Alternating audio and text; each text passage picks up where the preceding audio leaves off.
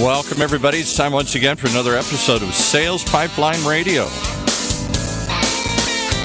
with your host, the host with the most, Matt Heinz. Sorry, we got caught up on a guard here. We had a meltdown on the board, and we just were able to get you on here. So I apologize for the delay today. Hey, you know what? We're 115 episodes in, and the first time that's happened. So I think our batting average is a lot better than you'd think. So I'm just glad you're okay. When I didn't hear from you, and our guests didn't hear from you, we were all very worried. But oh my goodness, swept away to sea in one of those pipelines or something. But hey, we're gonna get right into it because this is live show, and our guest is super busy and has a commitment at the top of the hour. So want to get right to our guest. We have Elissa Fink. She is the CMO for Tableau Software.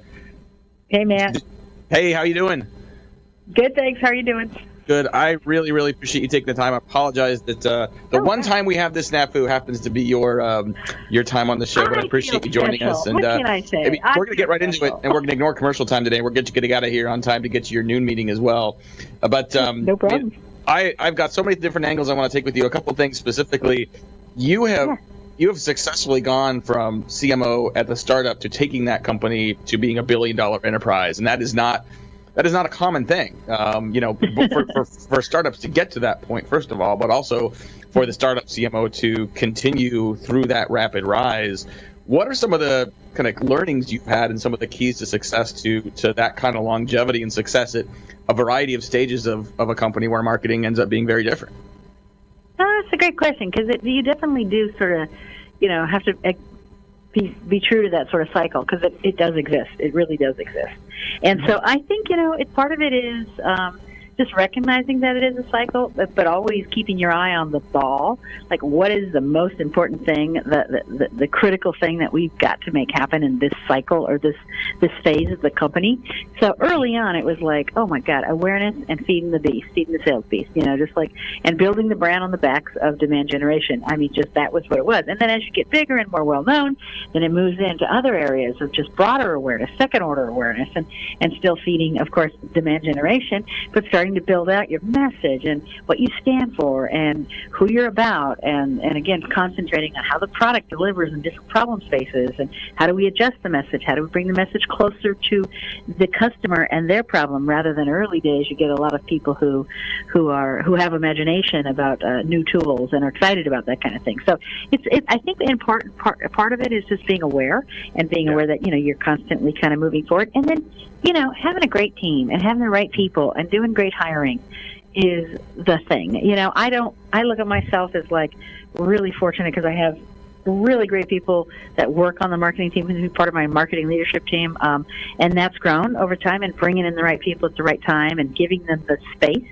to do what they do, to know your own areas that you're weak, but where you get strength from other people, and how to make an environment where you get the best out of people together is, I think, another thing that, that can take you a long way, of just recognizing how to get the best out of people, how to get them to work together, how to build that team so that as the challenges change and as the phases roll along, you're just getting the actors different acts of the play to come forward in the right moments of drama, and you make great stuff happen.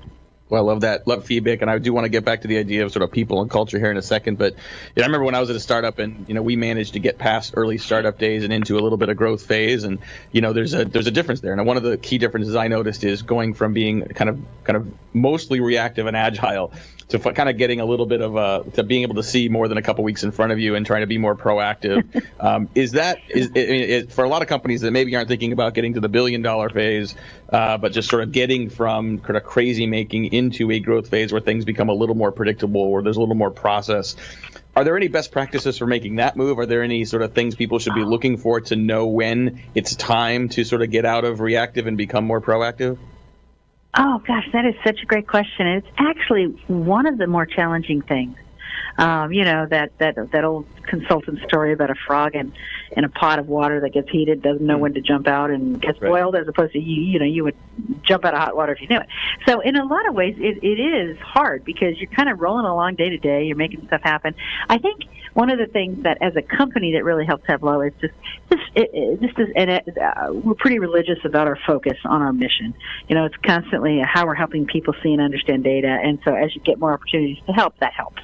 I think from the get-go, the company was kind of built and imagined to be a market-changing company that would grow, so we kind of always had that in our minds, and we never used to talk, even in the short run, about, like, exit strategies or the next round of financing. We just never got caught up in sort of the traps of startup land that sometimes take you off your mission, take you off customers, take you off the focus of building great products for people that are going to get lots of value out of it. So I think just in the background is all of that.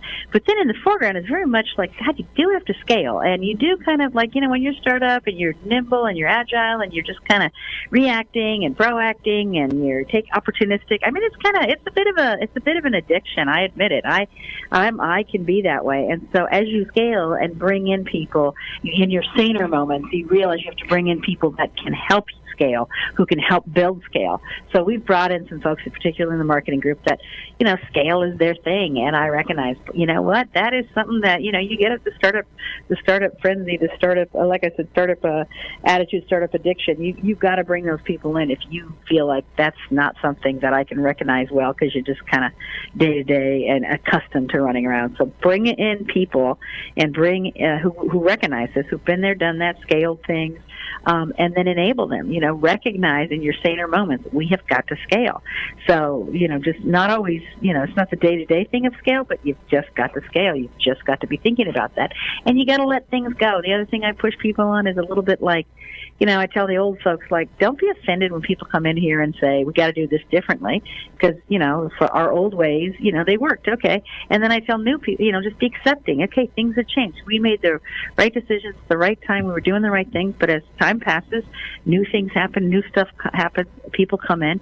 Accept that. Accept that there are things we've tried in the past might actually work now. There's new stuff we've never tried. We need to be open to that. So you got, try to bring along the old folks, the tenured folks, and then the new folks. I'm constantly saying, look, we weren't making stupid decisions, so don't come in here and go, oh my God, what a disaster! There's nothing here. Came into a wasteland. That's pretty insulting to the people who were here building it. You have to come in and understand first. People didn't do stupid things on purpose. It might look stupid in retro, but at the time we made those decisions, at the time the people did those things, it actually worked and it was successful. And now we've just outgrown it. So your job is to help us get to the next phase. So it's kind of a little bit of like respect the past, but plan for the future and respect the future. Respect that there's a need for change, but respect, what was, and that's good, and celebrate it, but move on. Let's keep moving forward, keep pushing forward. I say this term, continuous measurable improvement. That's what it's all about. So I'm not looking for overnight perfect scale. I'm not looking for overnight a perfect process, but I am looking for progress forward on all of those things. Yeah. Boy, Paul, if you wanted a 20-minute or less masterclass in marketing management through stages of growth, we got it here today with Elissa Fink. She's the CMO of Tableau Software, abbreviated edition of Sales Pipeline Radio today. And I do want to get back to culture. I think, one thing I've noticed with companies, both where I was before as well as seeing them with our clients, is that culture clash sometimes between the early scrappy folks and those that come in that know how to scale, that want to put process in place.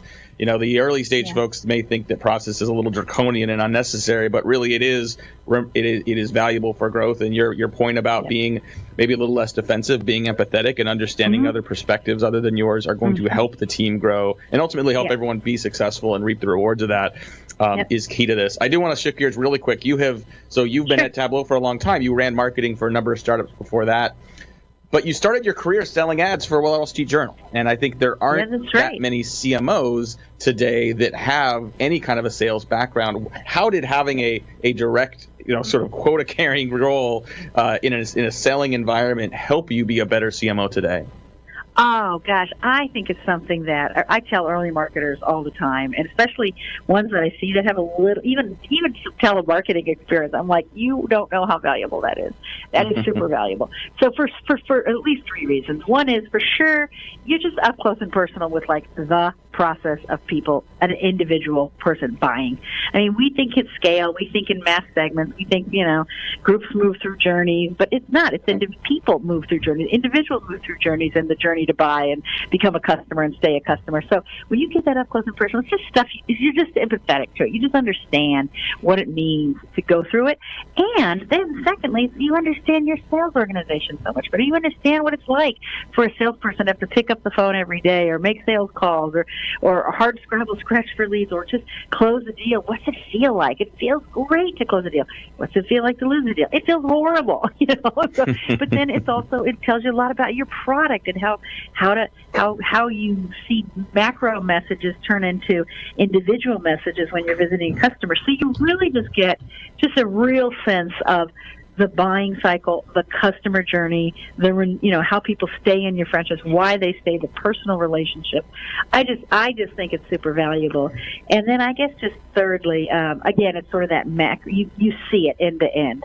You get the results of what your marketing team has done, and then you're supposed to bring it to deals and get customers. So you see it both in the macro perspective and the micro perspective, and you see it from way back.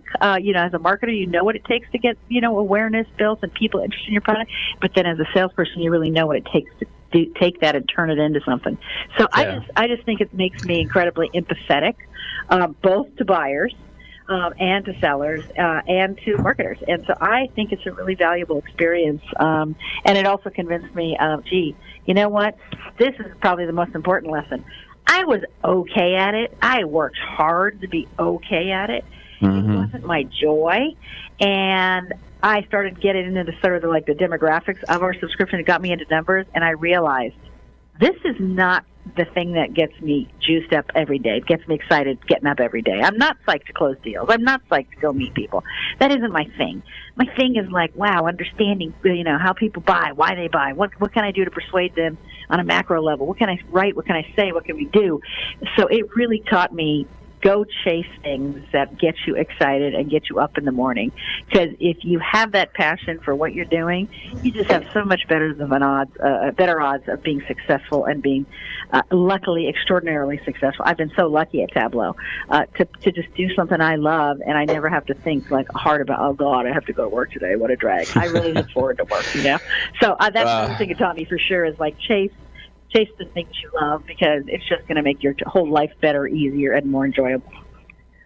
Well, I love that. And on that note, I think we're going to have to let you go. You got to get to your next meeting at the top of the hour. I really, really appreciate all this so much today. Oh, no, Matt, I'm always, love talking with you. Love what you do. Love what, your insights. So thank you for all you do for our community of marketers and salespeople. It's a great thing. So I love what you're doing, dude. Thank you very much. So again, okay. Elissa Fink, she's the CMO at Tableau Software.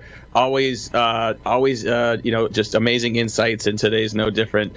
Look, I know, Paul, we got a short trip where we got to go today. We're going to be back in the next couple weeks with more episodes of Sales Pipeline Radio. Make sure you join us every week, Thursday, live at 11:30 Eastern, 2:30 Pacific. You can also join us on the podcast at Google Play and iTunes Store, and every episode, past, present, future, available, salespipelineradio.com. We got to go. For my producer, Paul, this is Matt Heinz. Thanks for listening to Sales Pipeline Radio. You've been listening to Sales Pipeline Radio, brought to you on behalf of the good folks at Heinz Marketing. For at-work listeners like you.